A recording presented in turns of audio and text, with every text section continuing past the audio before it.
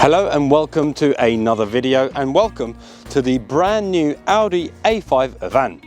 Now, to kick this video off, I'd like to start with a quick experiment. Clear your mind, clear all your thoughts, be zen, and think about the first thing that comes to your mind when I say vanilla. Now, did you think boring, safe, uninspired, a little bit beige? Or did you think tasty, a timeless classic? Who doesn't love vanilla? Which in fact is more expensive per gram than gold, maybe even cocaine. Now, I am not a lover of estates, never have been, but I do get their appeal 100%.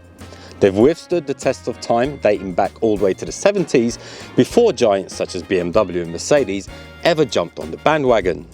Pun intended. Mercedes call them estates, BMW Taurus, and Audi's Avants. And of course, if you're from the States, station wagons. In a world dominated by sportbacks, coupes, SUVs, SUV coupes, and every conceivable iteration of EV, saloons and estates have taken the backseat for a little while now. They're the preferred choice for taxis, chauffeurs, or office supply salesmen. Therefore, it's not the kind of car that many people aspire to. Maybe once upon a time with families, but not so much now with the rising popularity of SUVs.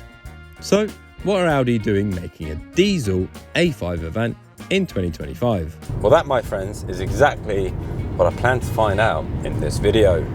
This is the Audi A5 Avant Launch Edition, and it's powered by a 2-litre diesel engine.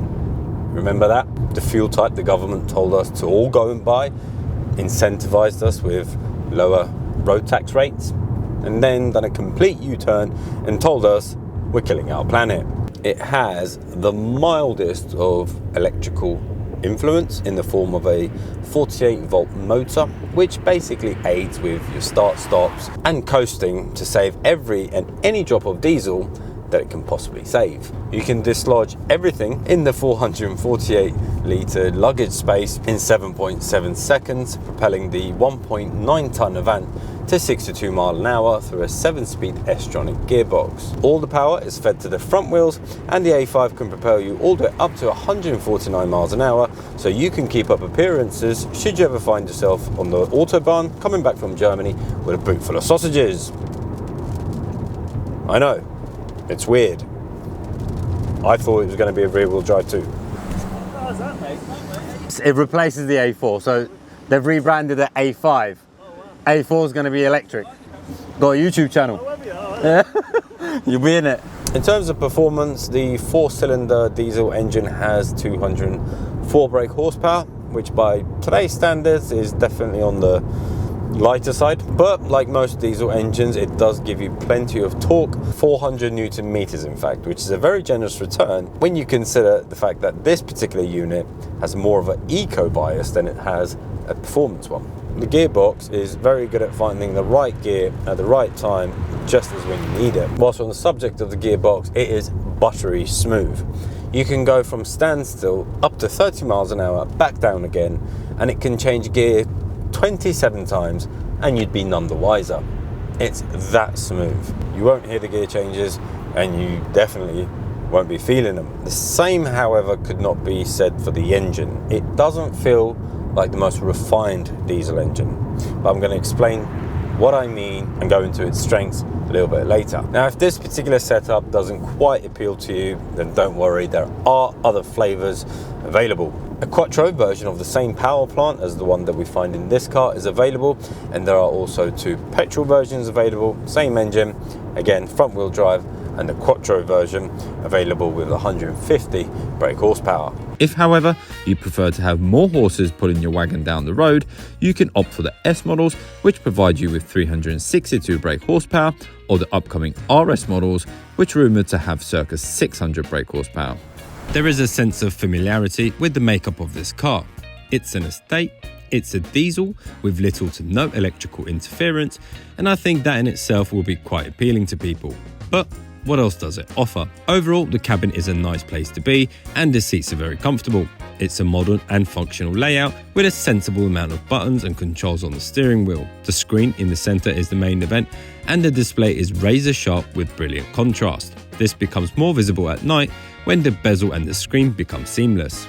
Some of the standard equipment in the launch edition include the split folding rear seat bench with the rear center armrest. The mirrors are electronically adjustable, they're heated, they fold and they dim. The 11.9-inch Audi Virtual Cockpit Plus, the 10.9-inch front passenger touch display, the Bang & Olufsen premium sound system with 3D sound, the 19-inch 5 twin D-spoke design alloy wheels, ambient lighting package with Pro Dynamic interaction, the heated 3-spoke sports steering wheel with multifunction and shift paddles flattened at the top and the bottom, the Matrix LED headlights with 8 different light signatures, heads-up display, adaptive cruise assist with steering intervention, top view camera and keyless go.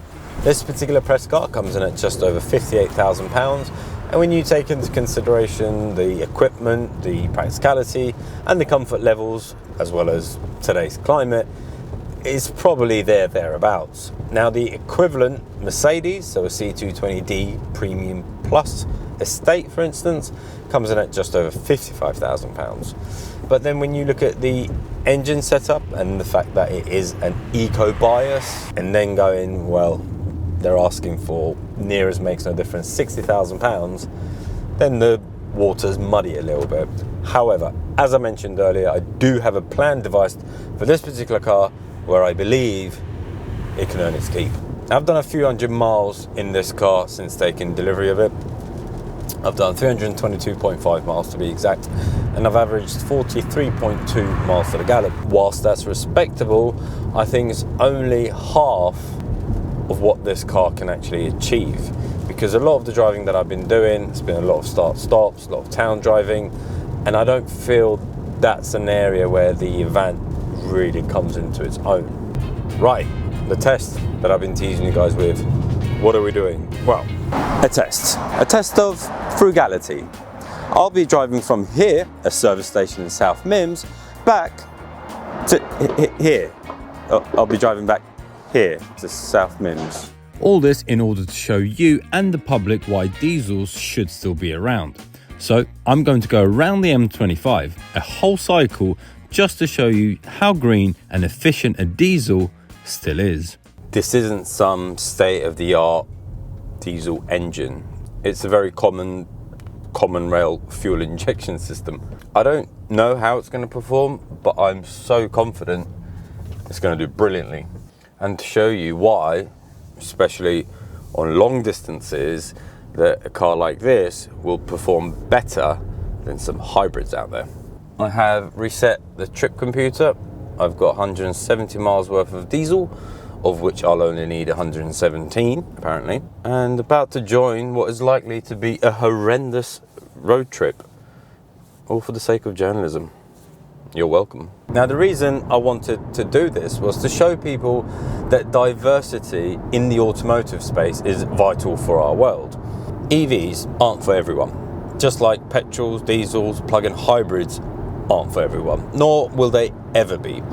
Free choice is what's important. And when I say diversity, what I mean is, if you imagine the car market, the car segment as a pie chart, in my humble opinion, I don't see why a portion of that pie cannot be made up of EVs and plug-in hybrid electric vehicles, another portion petrol and diesels, and another portion for alternative fuels such as peanut oil or plutonium. You see where I'm going with this. And looking at the traffic passing by, I've seen many electric cars, I've seen many plug-in hybrids. That's a plug-in hybrid, 330e, 430d convertible. What's this? Discovery, got to be a diesel. A van, must be diesel. A Polestar, electric. A Mitsubishi Barbarian, probably a diesel, maybe a petrol. What's this one? An Amarok, a V6, definitely got to be a diesel. Yeah, you get my point. And as you witnessed, a majority of them have badges on the back that indicate that they have a petrol or a diesel under their bonnet. The numbers from the SMMT show that last year 123,104 diesel passenger cars were registered last year. It's quite a lot, isn't it? Who said diesels were dead? The number of petrol cars registered was over 1 million. There's been a lot of talk about nobody's buying electrics, nobody wants to buy electric. The numbers suggest otherwise. In the last few months, just for context, more than 380,000 electric cars were registered and a further 426,000 hybrids on top of that. I guess what this car is ultimately is a rare breed, which makes me wonder, if the once dominant diesel market has collapsed down to 6.3% of said pie, then why have Audi bothered bringing a car with this engine to market? For me, it's probably a combination of a few things. Firstly, it's a winning formula. Secondly, there's probably just about enough demand for it still. And thirdly, this engine in one way, shape or form has been around since 2014. So the R&D had already been done for this engine, so fitting it into the nose of the A5 was never going to be an issue. But I think the real answer for why it's still around is that people who do lots of miles will want to do so efficiently. And there's only one way to see how it stacks up on the long distance, high speed routes that these engines are perfect for. And the proof is in the pudding. We've been driving for an hour now, covered a little over 45 miles, and we're averaging a tad over 60 miles to the gallon. Now, the steadier I can drive, the longer I can maintain my cruising speed, the higher that's likely to go before it hits its ceiling. Exciting stuff. I've enjoyed my time with the infotainment system now that I've lived with it for a number of days.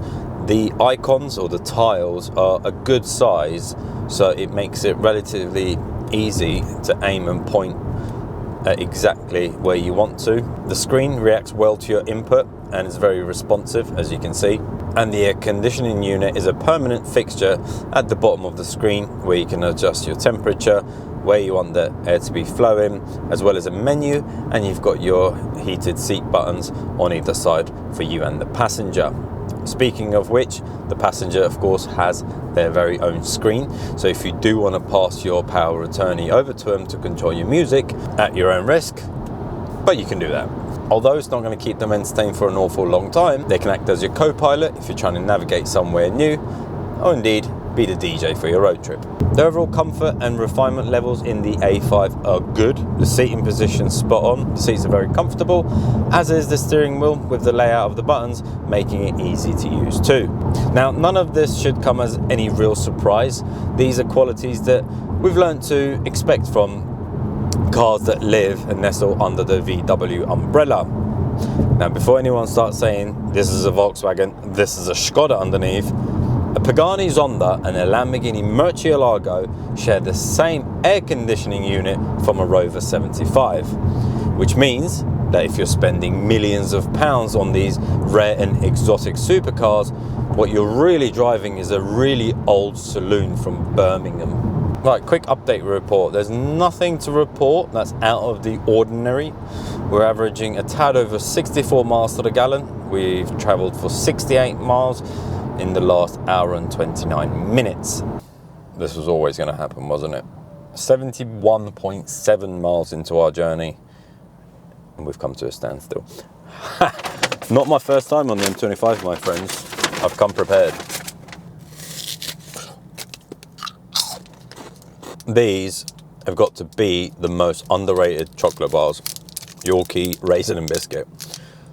I do have a bone to pick with you, Nestle, though, because the difference between a regular bar and a duo is one little square. One. They are good though. Right, progress update. We have hit the 80 mile mark of our 117 mile journey. We're averaging just under 67 miles to the gallon. This is real world driving conditions. We've had rain, we've had some stopping, we've had some starting, low speeds, high speeds. It's been a real mixed bag of driving conditions, which is what we want. While we're here, let's discuss some of the likes and some dislikes. Firstly, the Matrix LED headlights on this car are second to none. I really like the design and look of the new A5 Avant. I don't know if I'd go for it in white. It does look just a bit commercial, especially with the lack of tints, which whilst we're on the subject should definitely be standard on these cars. The interior layout I've really enjoyed. All the controls and buttons are within arm's reach away, and everything has felt so far very intuitive to use. In terms of dislikes, there's probably a bit too much plastic, especially the piano black glossy stuff. The engine can be a bit noisy at times. I think if it was priced somewhere between 48 and say 53,000 pounds, I think that would have been the sweet spot. It is worth mentioning that there are variants in the lineup that start from around the 44,000 pound mark should you decide against certain options. And the other thing I was going to mention was the busy suspension, the busy ride setup, which was a lot more apparent when I was driving it on the back roads in Hertfordshire. The roads don't do us any favours, they're terrible, especially coming out of the winter months. But the reason I say I was going to say the ride is because it's done a hell of a lot better on the motorway. It's almost as if this is what the Avant was designed for. I am literally 1.1 mile away from South Mimms, and there's build up. With only a mile left to go, I was worried that the build-up would really hurt my score. All things considered, I managed to make it back in a decent time. There you are, friends. 2 hours, 54 minutes, 117.7 miles later, a grand total of 67.3 miles to the gallon. Now remember, no real electrical assistance, and the driving conditions were real-world conditions. There was plenty of traffic, there was plenty of rain, and there was plenty of ups and downs to give me the total of 67.3 miles to the gallon. Although it didn't feel like the most refined diesel engine I'd driven, this for me is where its strengths lie. It's an absolute winner for long distance cruising. And with regard to performing better than some hybrids, is that most hybrids, while initially returning high MPG figures, would have run out of charge at around the 40 to 50 mile mark, at which point they would revert back to the combustion engine, which in turn brings the average down, especially in bigger petrol units. Although I didn't quite double the 43 MPG which I thought I might, I don't think the 67 that I achieved is the ceiling for this car. On steadier drives, I think the car's got more to give. Would I consider this type of car over our GLC? Well, before I can answer that, there's one very important question that we must ask. Can the new A5 Avant swallow everything that's in the boot of the GLC, which is also known as my son's storage solution? So there's only one way to find out. We're going to move everything from the boot of the GLC into the boot of the A5. Got there in the end. Now, I believe the boot of the GLC is about 500 litres, which is a tad bit bigger than the A5's, but the A5 has a slightly lower loading bay, which might make things a bit easier. Let's transfer.